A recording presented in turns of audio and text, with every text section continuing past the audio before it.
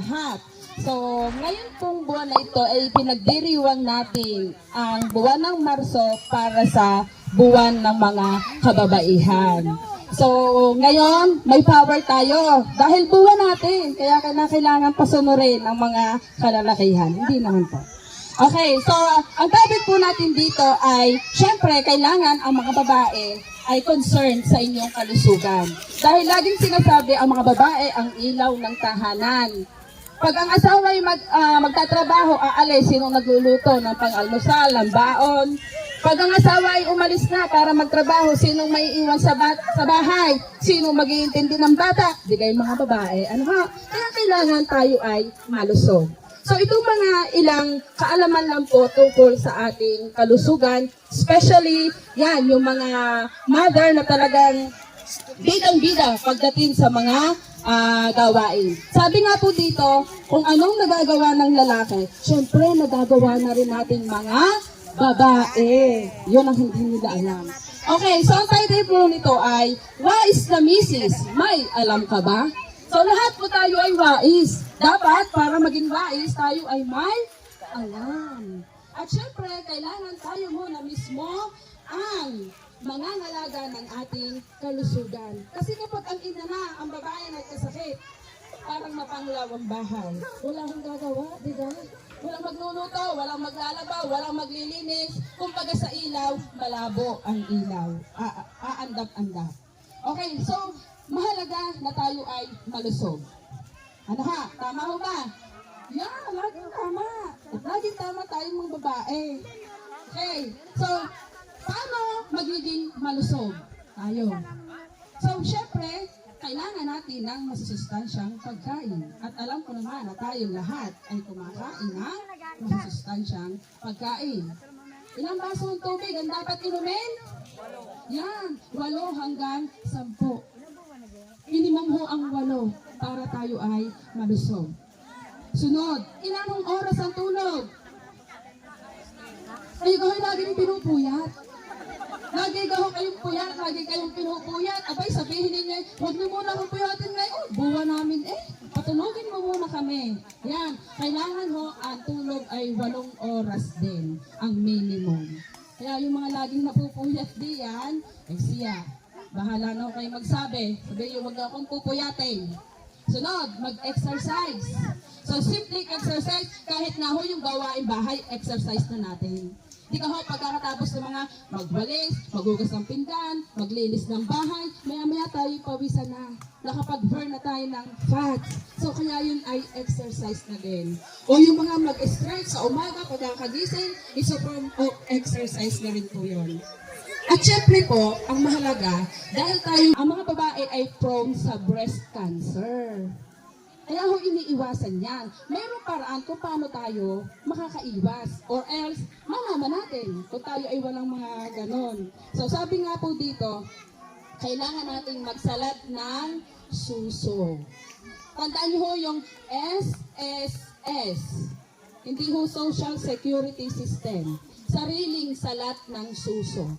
Para ho malaman natin. Kasi nga ang mga babae, mostly ang mga babae ay nagkakaroon ng breast cancer, so para maiwasan. Kasi isa po sa nagiging problema o yung pinagtutuunan ng pansin ng DOH natin, syempre yung breast cancer dahil yun ang nagiging sanhi ng pagkakasakit ng mga babae. So paano daw po ito gagawin? 10 days after ng menstruation. Sino dito naniniwala pa?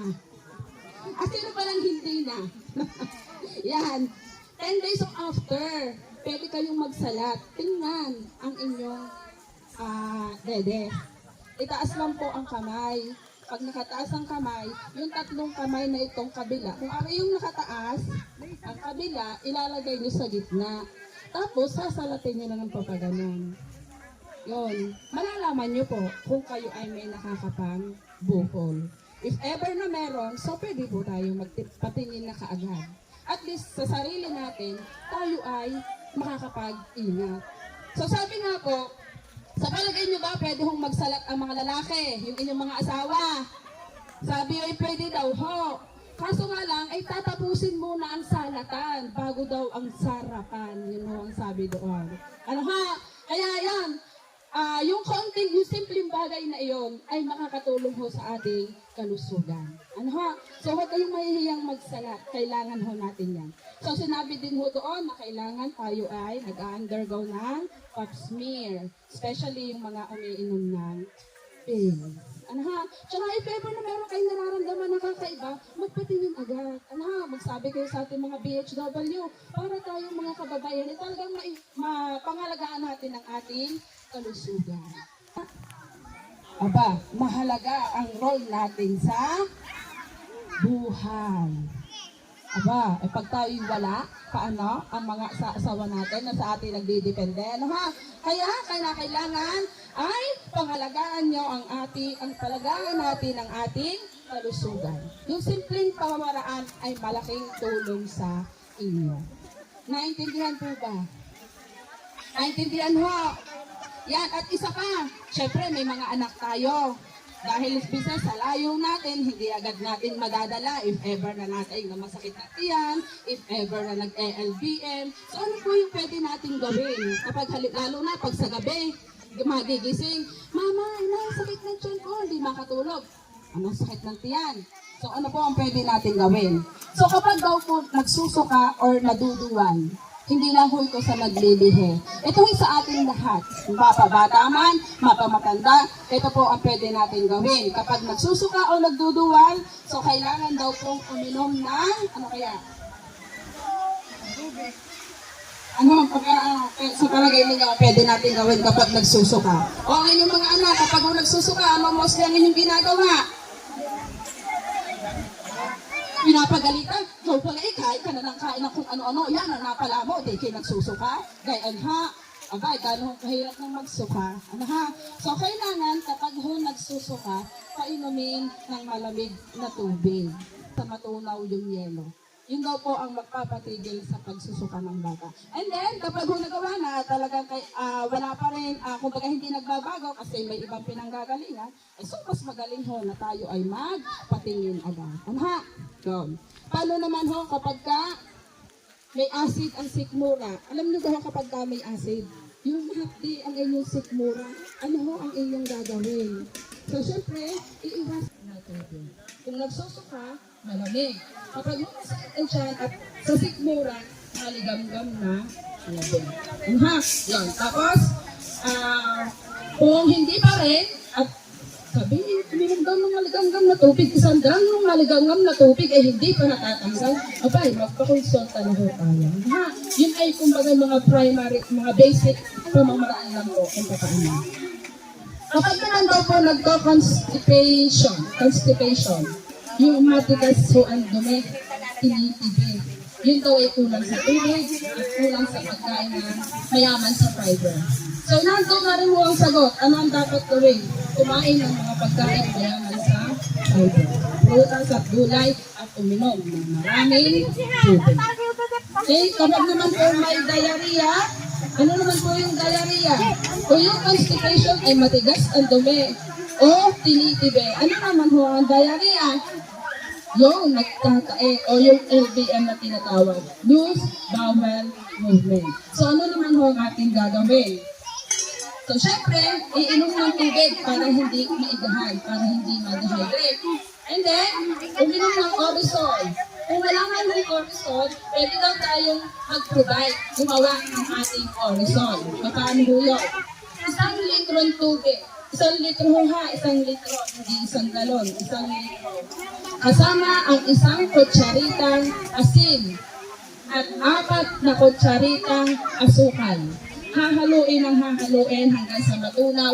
Yun po ang ipapainom para hindi ma-dehydrate. Huwag nyo babaligtarin ha. Huwag nyo gagawin 4 na asin o 4 na kutsaritang asin at 1 kutsaritang asukal. Baliktad ho. Baka ho magkaroon ng sakit sa bato. Ha? 1 litrong tubig, 1 kutsaritang asin at 4 na kutsaritang asukal.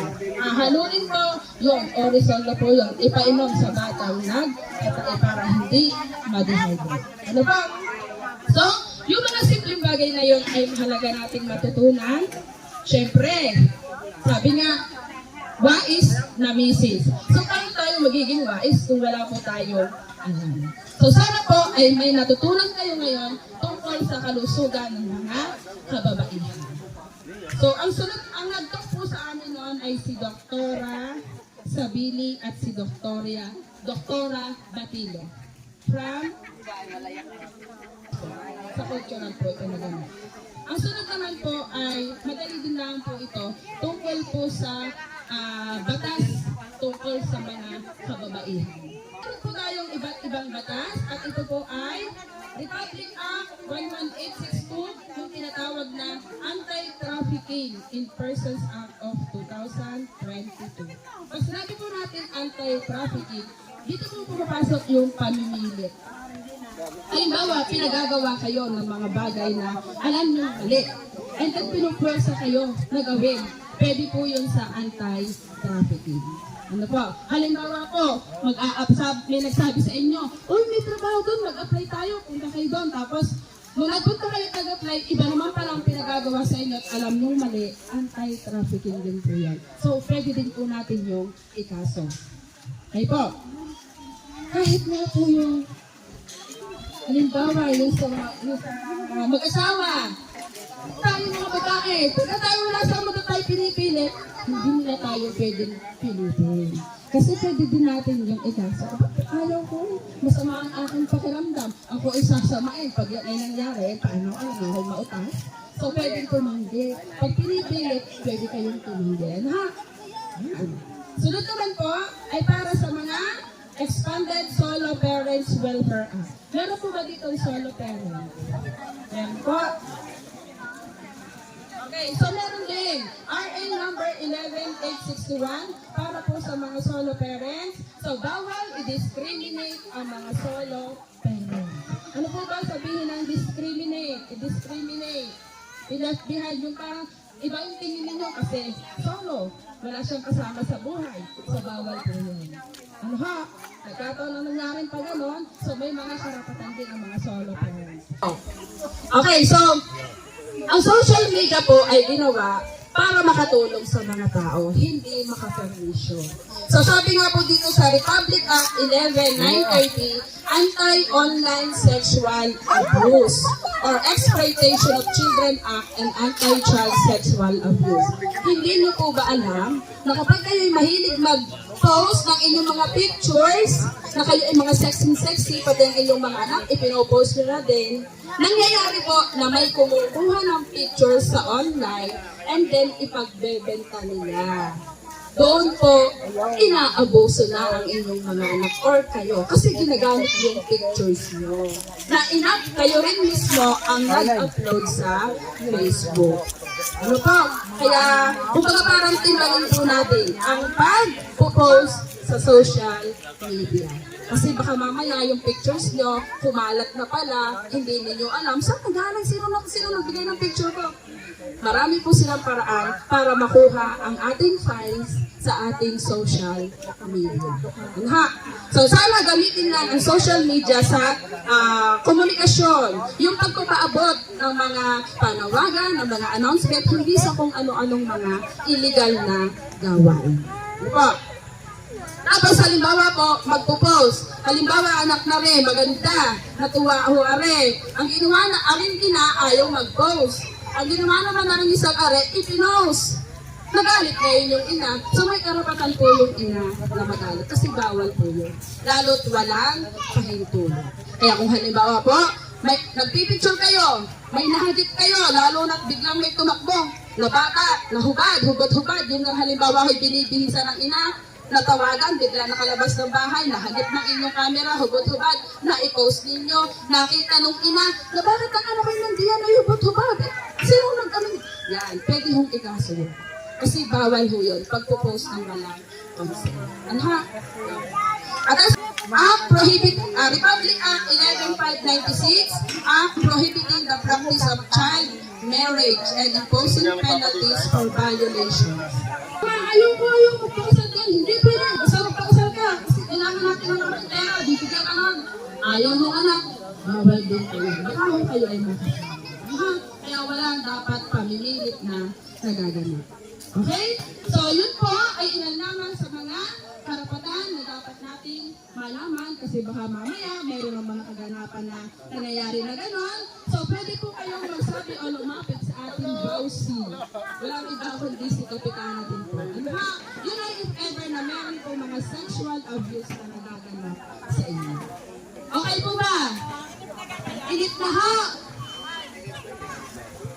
Okay, doon sa mga kaalaman, ipinahatid ko po sa inyo. Bilang tayo mga babae, sabi nga, kung kaya ni Mr., kaya rin ni Mrs. Okay, yes! Kung may isa sinabi ni labag din sa batas. Alam niyo kung ano yung abusong pang-ekonomiya? Yung hindi nagsusustento.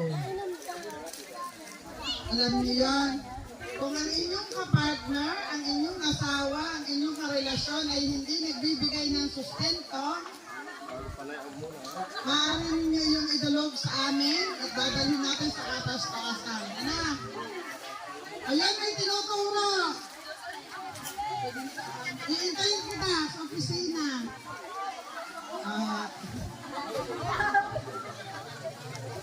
Hindi, tunay iyon. Alam nyo ay kung talagang hindi nagsusustento at may pang-sustento naman, capable siyang magsustento, aba, ay pwede siyang kasuhan.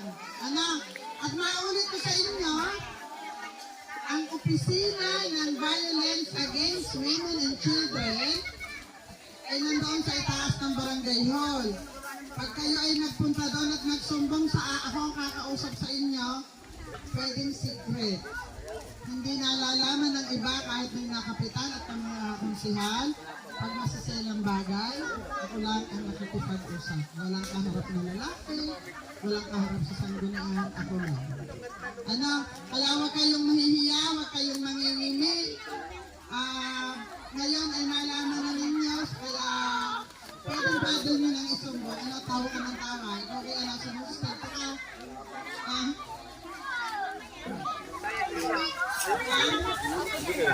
Pati daw ikaw? Ay, ikaw hindi. Kasi nakasama mo. Okay. Nagkabustuhan tulad kayo namin ito. Pumunta kayo sa opisina at ating ipapatawag. Roslyn, aakyat ka lang. Kita mo naman ang opisina, di ka? O, yun. Pera biro. Mga kababaihan, pera biro. Malaki ang ating karapatan, yun ang inyong tatandaan, ha? Hindi pwede na tayo ay aabusuhin sa anumang paraan. Ma-ekonomiya, ma-emotional, ma-physical, dapat walang pang-aabusong nangyayari sa ating mga bahay-bahay, ha? Tandaan niyo, ha? Yung batang ayaw sustentuhin, malaking kaso yun. Ha? Ay, Diyos ay ayan. So, kayo ba magpaparapol na o ano? Luto na nga, hindi pa.